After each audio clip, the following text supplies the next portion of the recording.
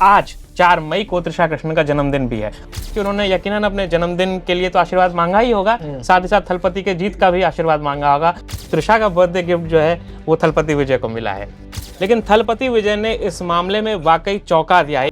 हमने वो हुजूम देखा है थलपति विजय के लिए, ये ठीक वैसा ही था जैसा उनकी फिल्मों के लिए हुजूम उमड़ता है सड़कों पर। किंग बन चुके हैं और उनका सीएम बनना जो है वो लगभग तय हो चुका है। तो वो सीटियां सिर्फ भीड़ के लिए नहीं बज रही थी, वो वोटों के लिए भी बज रही थी। के वक्त ही कह दिया था कि ये मेरी आखिरी फिल्म है। बिल्कुल। इसका मतलब ये हुआ कि ये भी एक इमोशनल फैक्टर के तौर पर काम करता हुआ दिखाई दिया। पर अब ऐसा लग रहा है कि जब थलपति विजय मुख्यमंत्री पद की शपथ लेंगे और उसके बाद जब ये फिल्म रिलीज होगी तो मुझे लगता है कि ये उनके करियर की सबसे बड़ी ब्लॉकबस्टर साबित होगी। 5 विधानसभा सीटों के नतीजों की सबसे ज्यादा चर्चा पश्चिम बंगाल को लेकर हो रही थी और यही सब देखना चाह रहे थे कि पश्चिम बंगाल के नतीजे किस तरह से सामने आते हैं। लेकिन इन नतीजों को देखते देखते लोगों को चौंका गया रिजल्ट, रुझान एक ऐसे प्रदेश का जहां पर कहा जाता है कि एक बार एआईएडीएमके की सरकार होती है, दूसरी बार डीएमके की सरकार होती है, लेकिन 2 साल पहले, महज 2 साल पहले फिल्मी पर्दे से आने वाले थलपति विजय ने वो करके दिखाया अपनी राजनीतिक पार्टी बनाकर जो बीजेपी एआईएडीएमके के साथ मिलकर नहीं कर पाई। बड़े बड़े फिल्मी पर्दे के दिग्गज साउथ से आते हैं, तमिल सिनेमा से आते हैं, वो ऐसा करिश्मा नहीं कर पाए जो थलपति विजय ने कर दिया। क्या इसके पीछे की वजह है? कैसे जो रील में उन्होंने काम किया, फिल्मी पर्दे पे उन्होंने काम किया, रियल लाइफ में भी एक हीरो की तरह धमाकेदार एंट्री दी। एंटरटेनमेंट टीम से, फिल्म एंड बॉलीवुड टीम से हेड लीड करने वाले हमारे साथ स्वप्निल सोनला हमारे साथी जुड़ चुके हैं। सीधा उन्हीं से जानेंगे। थलपति विजय ने तो चौंका दिया, मतलब आप देख रहे थे फिल्मों के वो सीन, आपको लग रहा था कि क्या होने वाला है, बंगाल में, असम में कितनी सीटें आगे आएंगी, लेकिन अचानक से थलपति विजय एक ऐसा कैरेक्टर निकल कर आता है जो चौंका देता है न सिर्फ स्टालिन को बल्कि पूरे देश को। जी बिल्कुल रविंद्र जी, इसको मतलब मैं इस तरह से देखता हूँ कि जब थलपति विजय जब सिनेमा में भी आए थे तो एक करिश्माई, कहते हैं ना करिश्माई व्यक्तित्व उनका रहा। फिल्मी पर्दे पर जब आए उन्होंने चौंकाया था उस वक्त पे, और लगातार उनकी बैक टू बैक फिल्में आज तक, 51 साल उनकी उम्र है और अभी भी back to back blockbuster hits जो है वो बॉक्स ऑफिस पर देते रहे हैं। और 2 साल पहले तकरीबन जब उन्होंने ये कहा था कि अब मैं एक राजनीतिक पारी शुरू करूंगा, तो उनके जो फैंस हैं तमिल सिनेमा में खास करके रजनीकांत की जिस तरह से फैन फॉलोइंग है, कमल हासन की जिस तरह से फैन फॉलोइंग है, और दिलचस्प है कि रजनीकांत और कमल हासन इन दोनों ने भी राजनीतिक पारी की कोशिश की। रजनीकांत ने अपनी पार्टी बनाई, उन्होंने पार्टी ही बंद खत्म कर दी अपनी। कमल हासन ने पार्टी बनाई लेकिन वो दूसरे दल से जाकर के मिल गए। लेकिन थलपति विजय जिस तरीके से उभर कर आए हैं, और जब ये चुनाव हो रहे थे, जब चुनावी रैलियां चल रही थी, हमने वो हुजूम देखा है थलपति विजय के लिए, ये ठीक वैसा ही था जैसा उनकी फिल्मों के लिए हुजूम उमड़ता है सड़कों पर। लेकिन जो चुनाव के दौरान हुजूम देखने को मिलता है उसको यही कहते हैं कि वोटों में कन्वर्ट होगा कि नहीं होगा, उनको देखने के लिए आ रहे हैं। जी बिल्कुल, मैं यही अभी कहने वाला था कि अक्सर यही कहा जाता है कि चुनावी रैलियों में भीड़ का आना और उस भीड़ का वोट में बदलना, ये दोनों अलग अलग चीजें हैं। लेकिन थलपति विजय ने इस मामले में वाकई चौंका दिया है। 108 सीटों पर वो या तो जीत चुके हैं या आगे चल रहे हैं। सीधे तौर पर किंग कह सकते हैं, किंग मेकर भी नहीं, पहले रुझान ये आ रहा था कि शायद किंग मेकर बनेंगे इस राजनीति के, लेकिन वो किंग बन चुके हैं और उनका सीएम बनना जो है वो लगभग तय हो चुका है। तो यकीनन एक बहुत बड़ी जीत है। और खास करके एमजीआर के वक्त जब हमने देखा था तमिल सिनेमा से कोई एक उभर कर अगर तमिल राजनीति में आकर के आया था, वो एमजीआर थे, और उसके बाद मुझे लगता है कि थलपति विजय उसके बाद एक सबसे बड़ा चेहरा बनकर उभरे हैं तमिलनाडु की राजनीति में। एम करुणानिधि भी स्क्रिप्ट राइटर के तौर पर उन्होंने तमिल सिनेमा में काम किया। इसके बाद जे जयललिता को हमने देखा, उन्होंने कई फिल्मों में तमिल की काम किया और वो मुख्यमंत्री भी लगातार और बराबर रही। लेकिन जहां गॉडफादर थे जे जयललिता के पीछे और एम करुणानिधि का भी एक संघर्ष था, लेकिन थलपति ये मकाम कैसे हासिल कर पाए? आखिर क्या वो एक्स फैक्टर था जो जमीन पर उतर को तमिलनाडु के वोटर को बता पाए, समझा पाए? देखिए, एक चीज जो मुझे लगता है कि इस चुनाव में जो सबसे अहम रहा है, या अब जो भी चुनाव हो रहे हैं हमारे आसपास जिन भी राज्यों के, उसमें हम देख रहे हैं जो फर्स्ट टाइम वोटर्स है, जो यंग जनरेशन है, यूथ है, उसके वोट बहुत मायने रख रहे हैं। और किसी भी जिन भी राज्यों में इस तरीके से सत्ता परिवर्तन हुआ, एकदम उलट पुलट हो गया सब कुछ, वहां पर उन फर्स्ट टाइम वोटर्स ने सबसे बड़ा अहम रोल निभाया है एक तरीके से, क्योंकि एक एंटी इनकम्बेंसी भी रहती है। एक लंबे समय से पश्चिम बंगाल में हम देख रहे हैं कि एक लंबे समय से एक पार्टी वहां राज कर रही थी और उसके बाद बीजेपी जिस तरीके से वहां उभर करके आई, सेम चीज हम तमिलनाडु में भी देखते हैं। वहां पर भी एक पार्टी लंबे समय से राज कर रही थी और वहां पर थलपति विजय यंग वोटर्स के बूथ है, जो उनकी मास फैन फॉलोइंग रही है, जो कि यूथ सेंट्रिक रही है, उन यूथ्स ने ना सिर्फ वो उनके रैलियों में रहे, ना सिर्फ जब आईपीएल के मैचेस हो रहे थे तो हमने देखा था कि चेन्नई सुपर किंग्स के मैचेस में सीटियां बजा रहे थे, जो थलपति विजय का चुनाव चिन्ह है।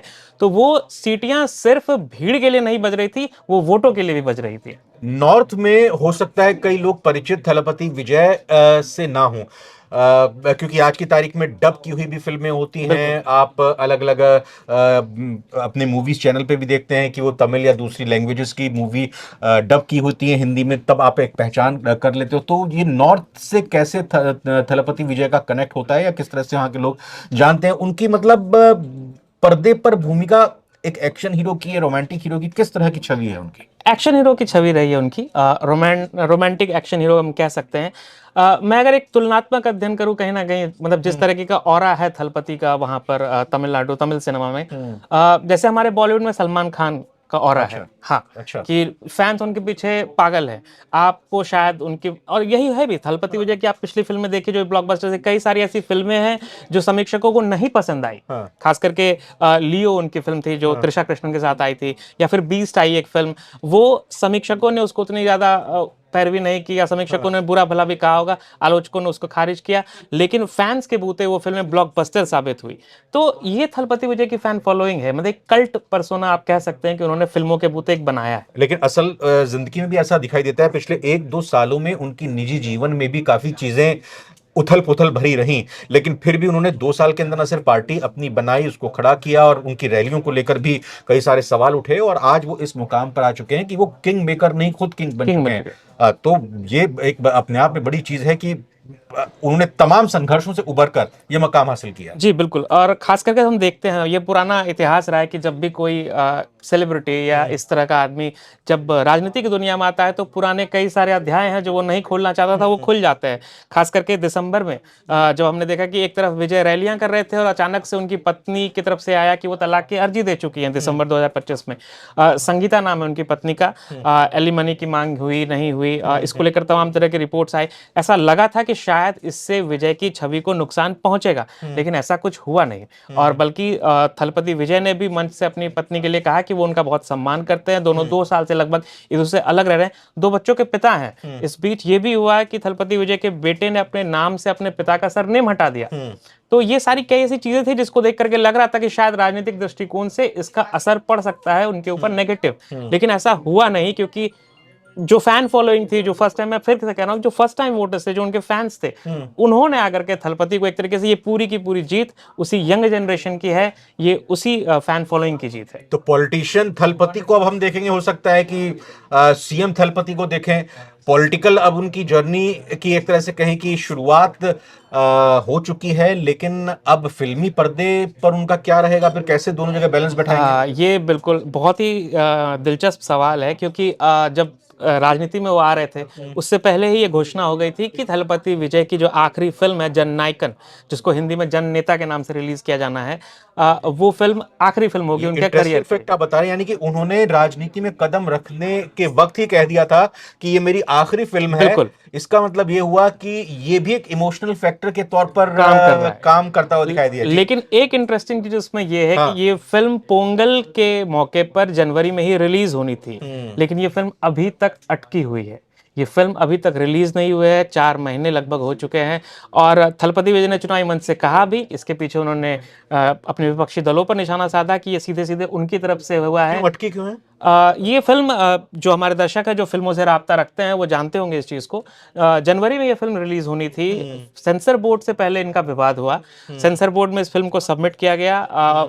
सेंसर बोर्ड ने जो था उसने पहले ये कह भी दिया कि हम कुछ एक काट छांट करेंगे और उसके बाद आपको हम यूए सर्टिफिकेट दे देंगे, लेकिन इससे पहले कि फिल्म रिलीज होती, उससे 2 दिन पहले सेंसर बोर्ड ने इस फिल्म पर रोक लगा दी। कहा कि नहीं, हम रिलीज सर्टिफिकेट नहीं दे सकते, क्योंकि उसी सेंसर बोर्ड की रिव्यू कमेटी जिसने इस फिल्म का रिव्यू किया था, उसके एक मेंबर ने एक शिकायत दे दी कि इस फिल्म में कुछ ऐसे सीन्स हैं जो धार्मिक भावनाओं को मतलब ठेस पहुंचाते हैं, और कुछ शायद सेना की वर्दी में कुछ एक सीन्स थे उसको लेकर के। इसके बाद इस फिल्म को रिव्यू कमेटी को भेजा गया। मेकर्स जो केवीएन प्रोडक्शंस है वो हाई कोर्ट चले गए। वहां पर हाई कोर्ट में जो सिंगल बेंच थी उसने भी आदेश दे दिया कि हाँ भाई आप फिल्म को रिलीज का सर्टिफिकेट दीजिए। लेकिन वहां से फिर डिवीजन बेंच ने जो है उसने खारिज कर दिया उस पिछले आदेश को और कहा कि नहीं आप फिर से रिव्यू कीजिए।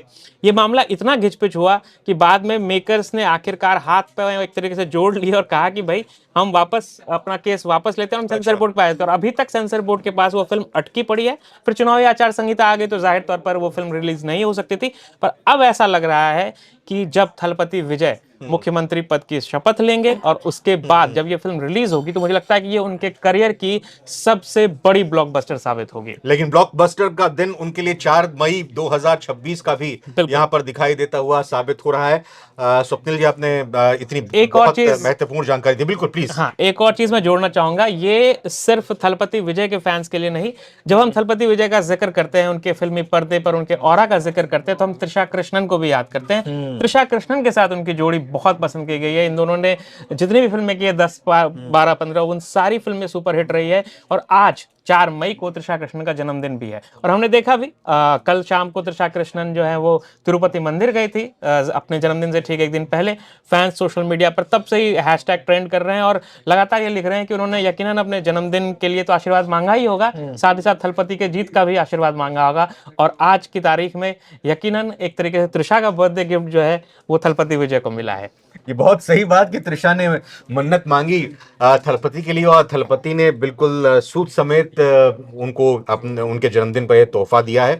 फिलहाल बहुत बहुत धन्यवाद, आप बारीकी के साथ हमारे को बताया थलपति विजय, क्योंकि एक ऐसा नाम जिसको लेकर लोग जानना चाह रहे हैं, समझना चाह रहे हैं कि आखिर कैसे जो बीजेपी नहीं कर पाई।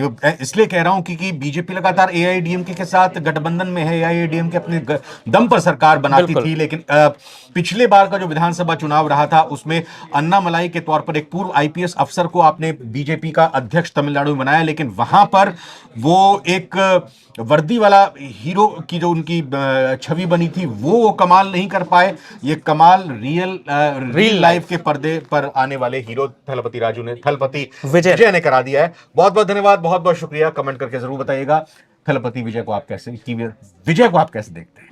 नमस्कार।